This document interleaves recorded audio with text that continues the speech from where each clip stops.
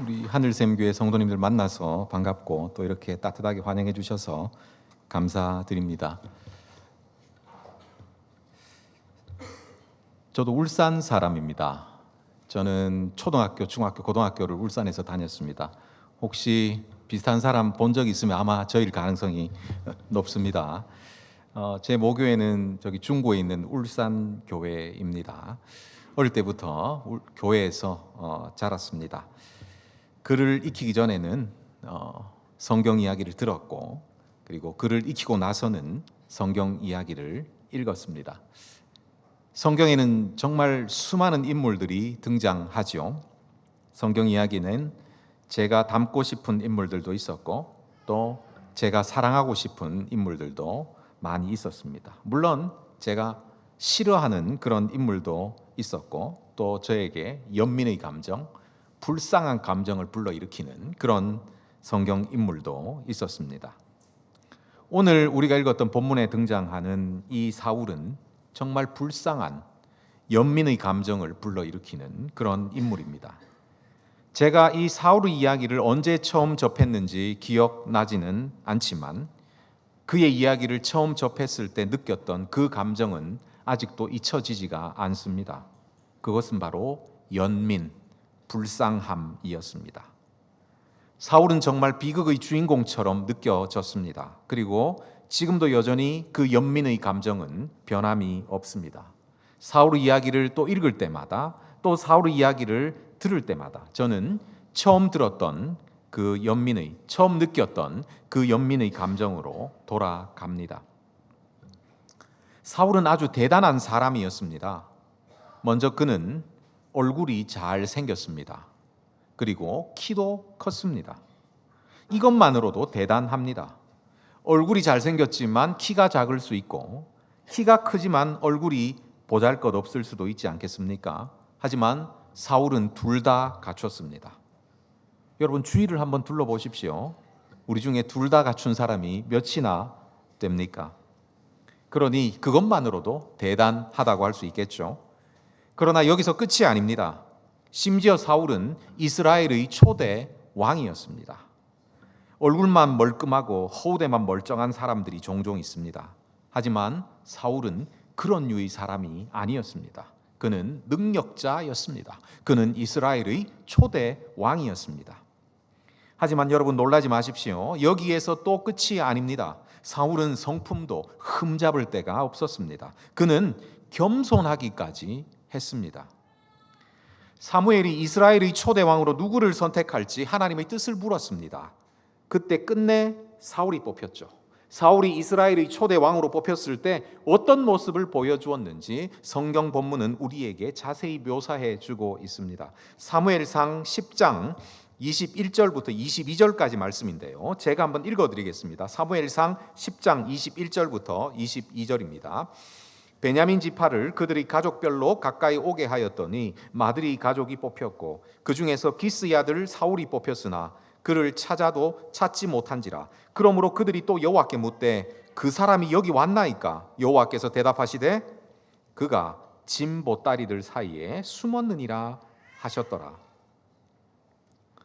사울은 스스로 왕이 되고 싶어서 날뛰던 그런 사람이 아니었습니다. 오히려 사울은 겸손한 사람이었습니다. 하나님께서 자신을 불러낼 때까지 조용히 자기 자리에서 기다릴 줄 아는, 자기 자리에서 참을 수 있는 그런 겸손한 사람이었습니다. 이렇게 사울은 외모면 외모, 능력이면 능력, 성품이면 성품, 어디 하나 빠지는 게 없는 사람이 바로 사울이었습니다. 그는 정말 대단한 사람이었습니다. 하지만 오늘 우리가 읽었던 본문 말씀 가운데서 이 대단한 사람 사울이 어떤 형편에 이르렀는지 한번 보십시오. 10절, 15장 10절과 11절 말씀 제가 다시 한번 읽어보겠습니다. 15장 10절과 11절입니다. 여호와의 말씀이 사무엘에게 임하니라. 이르시되 내가 사울을 왕으로 세운 것을 후회하노니 그가 돌이켜서 나를 따르지 아니하며 내 명령을 행하지 아니하였음이니라 하신지라. 사무엘이 근심하여 온 밤을 여호와께 부르짖으니라. 하나님께서 사울을 왕으로 세운 것을 후회하신다고 하십니다. 하나님께서 사울을 왕으로 세운 것을 후회하신다는 이 표현은 참 감정적인 표현이죠. 하나님의 안타까운 마음이 그대로 드러나는 그런 표현입니다. 하지만 하나님의 이 감정적인 표현, 후회하신다는 이 표현이 구체적으로 무슨 의미인지, 그 내용이 무엇인지는 파악하기가 어렵습니다. 하나님이 사울을 왕으로 세운 것을 후회하신다, 이 의미가 무엇인지, 이 의미를 사무엘이 사울에게 직접적으로 풀어서 설명해 주는 부분이 나오는데요. 23절 말씀 한번 보십시오.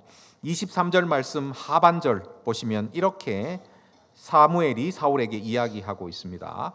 왕이 여호와의 말씀을 버렸으므로 여호와께서도 왕을 버려 왕이 되지 못하게 하셨나이다 하니. 하나님께서 사울을 버리셨습니다. 뿐만 아니라 하나님께서 사울을 왕으로 그대로 두시지 않겠다고 하셨습니다. 왕의 자리에서 쫓아내겠다고 하셨습니다. 정말 안타까운 일이죠. 하나님께도 버림받고 왕의 자리에서도 쫓겨날 지경에 처했습니다. 그러면 도대체 왜 사울이, 이 대단한 사람 사울이 왜 이런 안타까운 형편에 처했을까요? 왜 하나님께 버림받았을까요? 왜 왕좌에서, 이스라엘의 왕좌에서 쫓겨날 수밖에 없었을까요? 하나님이 사울에게 말씀하셨습니다. 어떤 말씀이냐 하면 아말렉을 치라는 말씀이었습니다. 하나님께서는 아말렉을 치되 아말렉 사람들뿐만 아니라 아말렉에 속한 모든 소유들까지도 다 쳐서 없애버리라 말씀하셨습니다. 이는 구약에서 한 번씩 나타나는 개념인 헤렘입니다. 이 헤렘은 기본적으로 구별이라는 뜻입니다. 하나님께 구별해서 드린다는 의미입니다. 그런데 그냥 온전한 모습으로 드리는 것이 아니라 완전히 파멸시켜서 하나님께 드리는 것이 바로 헤렘입니다. 그래서 이 헤렘이 적용된 전쟁에서는 어떤 전리품도 개인적으로 취할 수가 없었습니다. 왜냐하면 모든 것이 구별되어서 하나님께 드려야 했기 때문입니다. 모든 전리품을 다 하나님께 바쳐야 했기 때문입니다. 우리는 여리고성 전투에서 개인적으로 전쟁 끝난 뒤에 금과 은과 외투를 전리품으로 취한 아간을 알고 있습니다. 이 아간의 범죄 때문에 이스라엘 백성들은 그 다음 전투인 아이성 전투에서 크게 패하고 말았습니다. 하나님께서 이 아말렉과의 전쟁에서 요구한 것도 바로 이 헤렘이었습니다. 헤렘, 모든 것을 다 파괴해서 하나님께 바쳐라. 모든 전리품은 다 하나님 거니까 하나님께 드려라. 이것이 하나님께서 사울에게 요구하신 것입니다. 이 헤렘이 의미하는 바는 이 전쟁이 하나님의 전쟁이라는 뜻입니다. 그러니까 이 전쟁이 하나님의 전쟁이니까 여기에서 나오는 모든 전리품을 사람들이 취하지 말고 하나님께 바쳐라, 이런 의미입니다. 사울이 전쟁을 수행하지만 그 전쟁은 사울의 전쟁이 아니라 하나님의 전쟁이었습니다. 하나님의 전쟁이었기 때문에 사울이 질 수가 없었습니다. 사울은 아말렉을 이겼습니다. 아니, 좀 더 정확하게 말한다면 사울이 아말렉을 이긴 것이 아니라 하나님께서 아말렉을 이기셨습니다. 이 전쟁은 하나님의 전쟁이었기 때문입니다. 여기까지는 모든 것이 다 순조롭습니다. 아무 문제가 없습니다. 전쟁에서 이겼습니다. 승리했습니다. 모든 일이 다 순조로운 것처럼 보였습니다. 그런데 그 다음이 문제였습니다. 사울은 하나님의 말씀, 아말렉 사람들과 아말렉에 속한 모든 소유들 다 없애버리라는 이 헤렘하라는 하나님의 명령에 불순종하였습니다. 사울은 여리고 전투에서 금과 은과 외투를 취한 아간과 같이 헤렘을 어겼습니다. 그는 아말렉의 소유 중에서 좋은 것들을 잡아서 끌고 왔습니다. 양과 소 중에서 기름진 것, 좋아 보이는 것들을 잡아서 이스라엘로 끌고 왔습니다. 아말렉의 왕 아각도 사로잡아서 끌고 왔습니다. 도대체 왜 사울이 이런 일을 행했을까요? 하나님께서 헤렘하라고 하셨는데 왜 사울이 이런 일을 행했을까요? 오늘 우리가 읽은 본문 말씀에는 히브리어 단어인 콜이라는 단어가 몇 번 나오는데요. 이 콜이라는 낱말은 우리말로 번역하면 바로 소리라는 말입니다. 이 소리라는 낱말은 우리 질문에 대한 해답을 가르쳐 줍니다. 우리말 성경에서 이 소리라는 말이 가장 명백하게 나타나는 곳이 바로 15장 14절 말씀인데요. 우리 15장 14절 말씀 같이 한번 읽어볼까요? 15장 14절 말씀 같이 읽겠습니다. 사무엘이 이르되 그러면 내 귀에 들려오는 이 양의 소리와 내게 들리는 소의 소리는 어찌 됨이니까 하니라. 그렇습니다. 무엇의 소리입니까? 양의 소리, 소의 소리입니다. 사울이 싸우는 중에는 몰랐는데 싸움에서 이기고 나니까 그의 귀에 들리는 소리가 있었습니다. 그것이 무엇의 소리였습니까? 바로 양의 소리 그리고 소의 소리였습니다. 기름진 양, 살진 소의 소리가 사울의 귀를 울렸습니다. 하나님께서는 분명히 그 모든 것들을 다 없애버리라고 말씀하셨습니다. 하지만 갑자기 이 양의 소리, 소의 소리를 들으니까 그 소리가 귀에 들리니까 이 양과 이 소를 모두 없애는 것이 아깝다. 이런 생각이 들기 시작했습니다. 이런 생각을 하고 있는 중에 양과 소의 소리를 들으면서 이런 생각을 하고 있는 중에 양과 소의 소리 말고 또 사울에게 들리는 소리가 있었습니다. 24절 말씀, 15장 24절 말씀 한번 보십시오. 제가 읽어보겠습니다. 사울이 사무엘에게 이르되 내가 범죄하였나이다. 내가 여호와의 명령과 당신의 말씀을 어긴 것은 내가 백성을 두려워하여 그들의 말을 청종하였음이니이다. 여기 24절 말씀을 우리말 성경으로 볼 때는 소리라는 낱말이 나오지 않습니다. 하지만 히브리어 성경을 보면 아까 우리가 14절에서 읽었던 낱말, 이 소리, 콜이라는 단어가 24절 말씀에도 들어 있습니다. 우리말로 그들의 말이라고 되어 있는 것은 히브리어 성경에는 그들의 말 이렇게 되어 있지 않고 그들의 소리라고 되어 있습니다. 맞습니다. 사울의 귀에는 양의 소리, 소의 소리 말고 또 들리는 소리가 있었는데 그 소리가 누구의 소리였습니까? 바로 이스라엘 백성들의 소리가 그의 귀에 들렸습니다. 성경 말씀에는 이스라엘 백성들이 사울에게 어떤 소리를 했는지 정확하게 기록하고 있지는 않습니다. 하지만 본문 내용을 통해서 이 사울에게 이스라엘 백성들이 어떤 소리를 했는지 충분히 유추해 볼 수가 있습니다. 아마 그들은 사울에게 이런 소리를 했을 것입니다.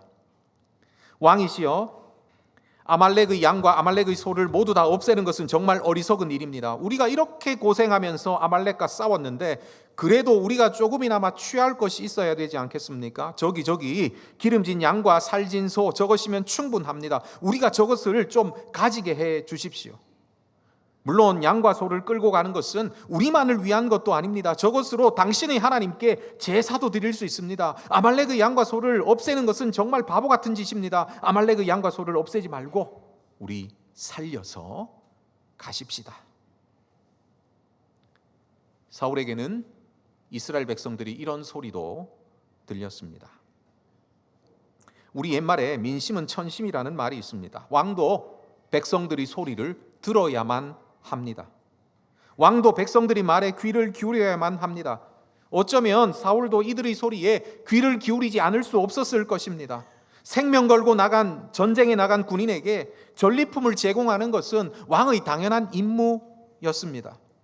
그런데 사울이 이 양과 소를 모두 없앤다면 그 당연한 일을 제대로 하지 못한 왕이라는 그런 원망의 소리를 들을 수밖에 없었을 것입니다.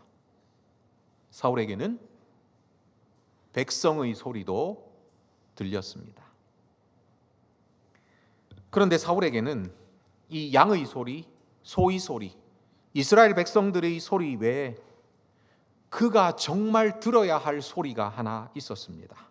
그 소리가 어떤 소리입니까? 1절 말씀, 15장 1절 말씀 같이 한번 읽어보겠습니다. 15장 1절 말씀 같이 읽겠습니다.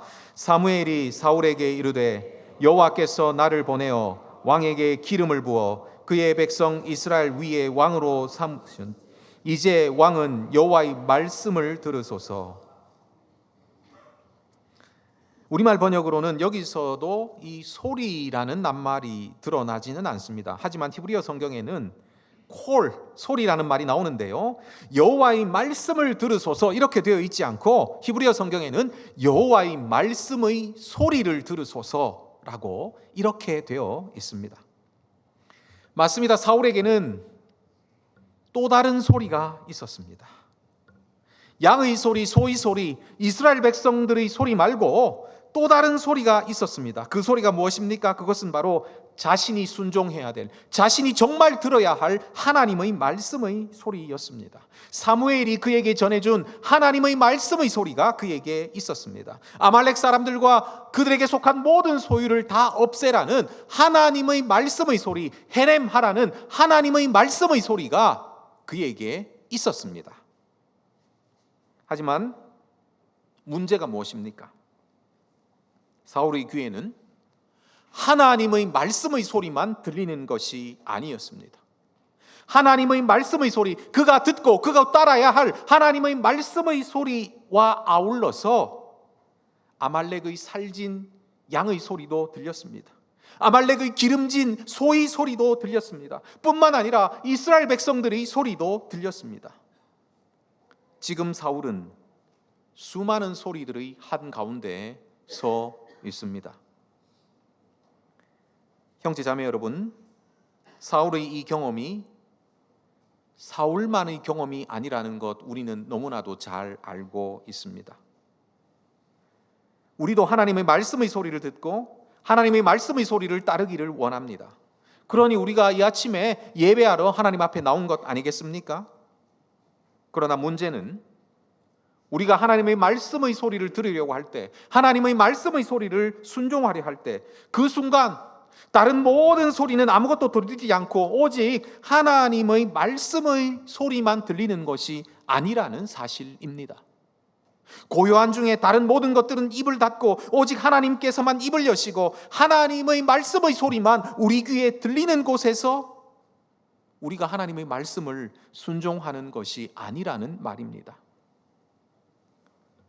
오히려 이것과는 정반대로 여러 가지 수많은 소리가 들리는 가운데, 수많은 것들이 입을 여는 가운데, 정말 소음처럼 이 세상의 수많은 소리들이 우리 귀를 울리는 가운데, 그런 소리들이 하나님의 말씀의 소리를 듣는 것을 방해하는 가운데 우리는 하나님의 말씀의 소리를 듣고 하나님의 말씀의 소리에 순종해야만 합니다. 이것이 현실입니다. 우리가 하나님의 말씀에 집중해야 되는 이유가 바로 여기에 있습니다.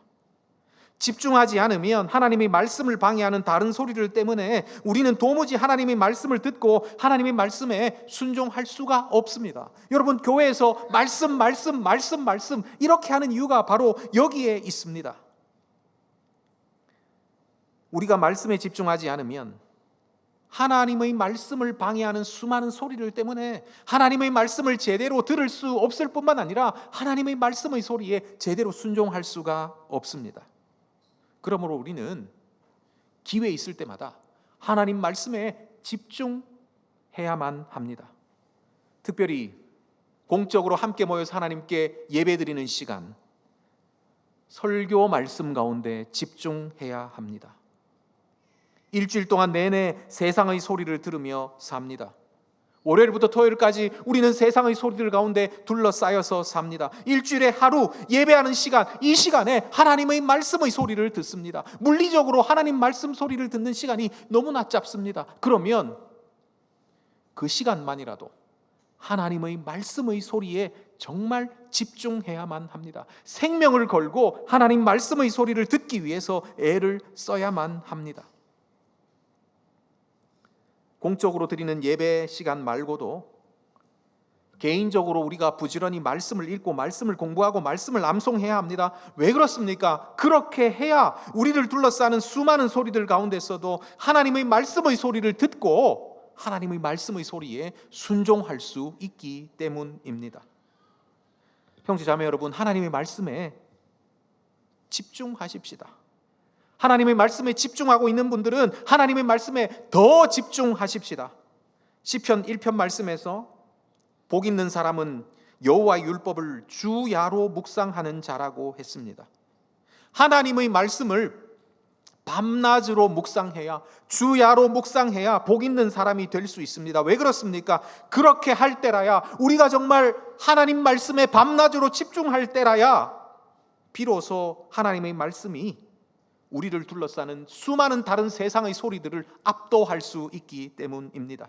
그래야 그 수많은 소음 가운데서도 우리가 하나님의 말씀의 소리를 제대로 듣고 하나님의 말씀의 소리에 제대로 순종할 수 있기 때문입니다. 사울이 실패한 것이 바로 이것입니다. 사울이 처음부터 양의 소리를 듣고 소의 소리를 듣고 이스라엘 백성들의 소리를 내가 듣겠다 이렇게 다짐한 것이 아닙니다. 안타깝게도 이 순간 사울은 수많은 소리들 가운데서, 둘러싸여 있는 그 수많은 소리들 가운데서 하나님의 말씀의 소리를 선택하지 못하고 오히려 자기를 둘러싸고 있는 다른 소리들을 선택합니다. 이것이 사울의 잘못이었습니다. 사울은 자기를 둘러싸고 있는 양의 소리, 자기를 둘러싸고 있는 소의 소리, 자기를 둘러싸고 있는 이스라엘 백성들의 소리를 선택하고 맙니다. 하지만 사울이 선택한 이 소리는 단지 양의 소리, 소의 소리, 이스라엘 백성들의 소리만은 아니었습니다. 어쩌면 사울이 선택한 이 소리는 사울 자신의 욕망의 소리였는지도 모릅니다. 사실 사울은 양과 소만 살려서 데리고 온 것이 아닙니다. 처음에도 말씀드렸지만 아말렉 왕 아각도 사로잡아서 데리고 왔습니다. 왜 사울이 이 아말렉의 왕을 사로잡아서 데리고 왔을까요? 고대에는 전쟁이 승리로 끝나면 개선 행진을 했습니다. 승리한 장수가 전쟁에서 노획한 전리품을 끌고 이 길 양옆으로 도열해 있는 백성들 앞으로 지나가는 것입니다. 그러면 양옆에 서 있는 백성들이 꽃도 던지고 나뭇가지도 흔들고 환호도 하고 노래도 부르고 하는 것이지요. 다윗이 거인 골리앗을 이겼을 때도 개선 행진을 했습니다. 백성들이 사울이 죽인 자는 천천히요 다윗이 죽인 자는 만만히로다라고 노래를 불렀습니다. 물론 사울은 이 노래 때문에 정말 언짢았습니다. 백성들이 다윗에게 큰 영광을 돌리는 것이 정말 마음 상했습니다. 여하튼 개선 행진에서는 이 승리한 장수에게 모든 영광이 돌아갔습니다. 많은 전리품을 끌고 갈수록 승리한 장수에게 더 큰 영광이 돌아갈 것입니다. 이것보다 더 큰 영광이 돌아갈 수 있는 것은 적장을 사로잡아서 끌고 갈 수 있는 경우일 것입니다. 사로잡은 적장만큼 전쟁에서 승리를 완벽하게 보여주는 그림은 없을 것입니다. 적장을 사로잡아서 끌고 갈 수만 있다면 그보다 더 큰 영광은 없을 것입니다. 어쩌면 사울이 하고 싶었던 일이 바로 이것이었을 것입니다. 사울은 전리품을 끌고 사로잡은 적장을 앞세우고 개선 행진을 하고 싶었을 것입니다. 그때는 골리앗을 넘어뜨렸을 때는 사울이 죽인 자는 천천히요 다윗이 죽인 자는 만만히로다 이런 노래를 백성들이 부르면서 모든 영광, 더 큰 영광을 다윗에게 돌렸다면 이번에는 모든 영광을 내가 차지하리라 이런 생각을 하면서 이 일을 개선 행진을 하고 싶었을 것입니다. 그래서 양과 소도 끌고 오고 아각도 사로잡아 왔습니다. 백성들이 자기에게만 영광을 돌리기를 기대했습니다. 이런 추측을 가능하게 해주는 근거가 15장 12절에 나오는데요. 15장 12절에는 사울이 갈멜에다가 기념비를 세웠다고 말하고 있습니다.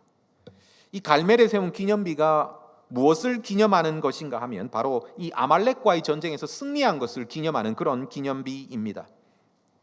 그런데 12절에 보면 이 기념비를 누구를 위해서 세웠다고 말하고 있습니까? 맞습니다. 바로 자기를 위하여 기념비를 세웠습니다. 사울은 아말렉과의 전쟁을 통해서 자기가 영광을 받고 싶었습니다. 그래서 자기를 위하여 개선 행진도 하고 또 자기를 위하여 기념비도 세우고 싶었습니다. 그러나 이 전쟁은 처음에 제가 말씀드렸던 것처럼 누구의 전쟁입니까? 하나님의 전쟁입니다. 분명 하나님의 전쟁입니다. 그래서 하나님은 헤렘을 명하셨습니다. 모든 것을 파멸시켜서 모든 전리품은 하나님께만 바쳐야만 했습니다. 그러나 사울은 이 하나님의 전쟁을 자기의 전쟁으로 만들고 싶었습니다. 사울이 이스라엘 왕좌에 계속 앉아 있을 수 없는 이유가 바로 여기에 있습니다. 이스라엘 왕은 다른 나라의 왕들과 달리 자신의 왕권을 구현하는 왕이 아니었습니다. 오히려 이스라엘 왕은 하나님의 왕권을 이스라엘 백성들에게 구현하는 하나님의 대리 통치자였습니다. 이스라엘의 유일한 왕은 바로 하나님이셨습니다. 그래서 인간 왕은 이 하나님이 왕이라는 사실을 이스라엘 백성들에게 보여주는 하나님의 왕권을 대리하는 사람에 불과했습니다. 하지만 사울은 자신의 이 위치, 하나님의 대리 통치자라는 자신의 이 위치를 완전히 망각했습니다. 사울은 하나님을 몰아내고 자신이 왕이 되고자 했습니다. 하나님 나라에 하나님을 몰아내고 자신이 왕이 되고자 했습니다. 그래서 하나님의 전쟁을 자신의 전쟁으로 만들었습니다. 하나님이 취하셔야 될 영광을 자기가 다 취했습니다. 자신이 왕이 되기 위해 자신에게 들리는, 자신의 귀에 울리는 그 하나님의 말씀의 소리를 모른 척 했습니다. 하나님의 말씀의 소리를 무시했습니다. 끝내 하나님의 말씀의 소리를 질식시켜 버렸습니다. 철학자 니체는 광인이라는 제목의 우화에서 이렇게 말했습니다. 하나님은 죽었다. 그는 죽은 채 남아있다. 우리가 그를 죽였다. 세상에서 가장 거룩하고 가장 강력했던 존재가 우리 칼날에 피를 흘리며 죽었다. 사울이 한 일이 바로 이것입니다. 사울은 하나님의 왕국을 자신의 왕국으로 만들기 위해 하나님을 몰아내고 자기가 스스로 왕이 되기 위해서 하나님을 죽였습니다. 그래서 그의 인생 가운데 하나님은 더 이상 존재하지 않았습니다.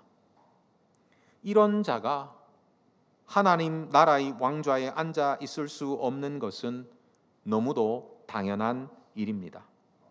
그러나 하나님을 죽이려 했던 사울은 오히려 죽음과 비참의 길을 갔습니다. 하나님께 대항해서 이길 존재가 없기 때문입니다. 사울은 하나님께 버림받고 왕좌에서도 쫓겨났습니다. 사울이 간 이 길이 단지 사울만이 걸어갔던 길입니까? 그렇지 않지요. 지금도 여전히 사울처럼 자신의 왕국을 만들기 위해서 골몰하는 사람들이 얼마나 많은지 모릅니다.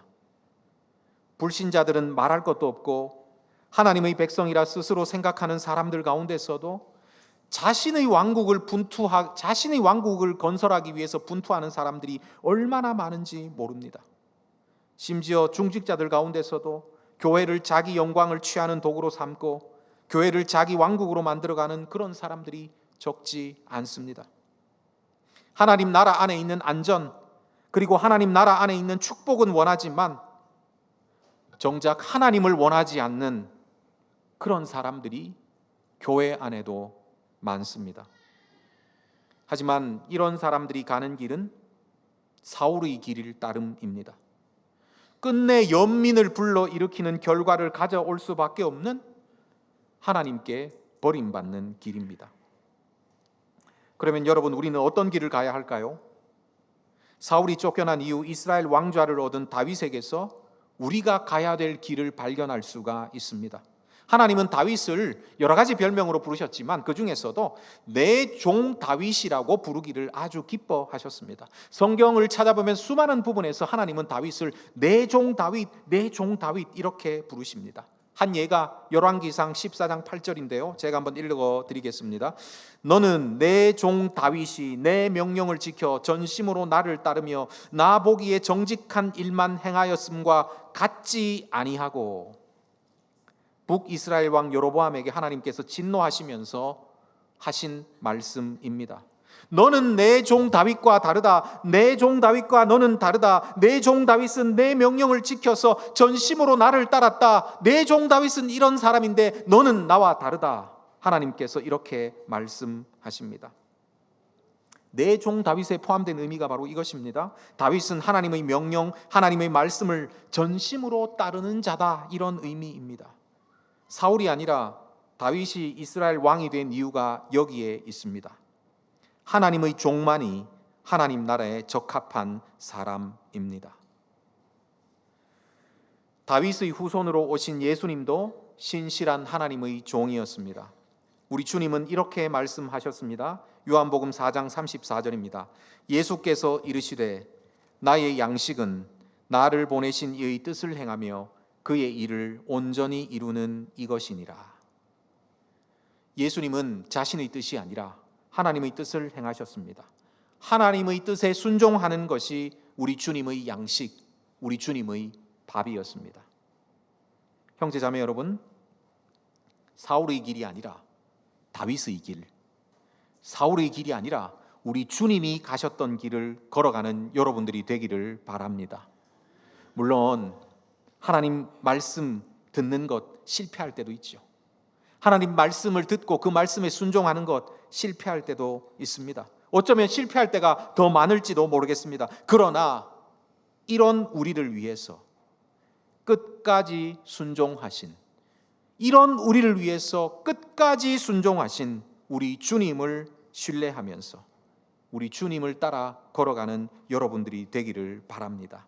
하나님 말씀에 순종하십시다. 우리를 둘러싸는 수많은 세상의 다른 소리들 가운데서도 하나님의 말씀의 소리에 집중하십시다. 내면에서 꿈틀거리는 내가 왕이 되고자 하는 욕망의 소리를 오히려 압도하고 하나님의 말씀의 소리에 집중하십시다. 하나님의 말씀의 소리를 듣고 하나님의 말씀의 소리를 따르는 것이 하나님을 우리 왕으로 인정하는 길입니다. 우리 평생 하나님의 백성답게, 하나님의 종답게 하나님을 우리 왕으로 인정하는 이 길을 신실하게 걸어가는 저와 여러분들이 되기를 간절히 바랍니다. 기도하겠습니다.